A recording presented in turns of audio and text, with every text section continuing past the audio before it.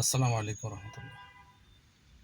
বন্ধুগণ, আমরা অনেক সময় সোশ্যাল মিডিয়া ইউজ করি, নিজেকে কম্পেয়ার করি অন্য কারোর সাথে, এমন যে তার অনেক টাকা, আমার নাই কেন, তার ছেলে মেয়েগুলো অনেক ব্রিলিয়ান্ট রেজাল্ট করছে, আমারটা করলো না কেন, তার সুন্দরী বউ আছে, আমার নাই কেন, তার সমাজে অনেক বড় স্ট্যাটাস আছে, আমার নাই কেন।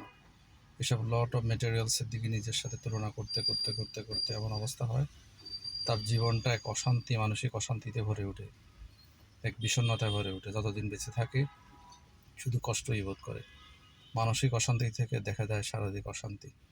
তাই এগুলোর সাথে কখনো নিজেকে কম্পেয়ার না করাই ভালো, কারণ নিজের ইচ্ছায় নিজে খাল কেটে কুমির আনার কোনো দরকার নেই। যা আছে তাতে সুখী থাকার চেষ্টা করুন। কম্পেয়ার করুন এরকম যে আমার চেয়ে কে ভালো কাজ করে, আমার থেকে বেশি ভালো নেক আমল করে, আমি করতে পারছি কিনা, আমার থেকে বেশি সৎ, আমি নিজেকে সৎ রাখতে পারছি কিনা। তাহলেই জীবনে শান্তি পাবেন। আসসালামু আলাইকুম।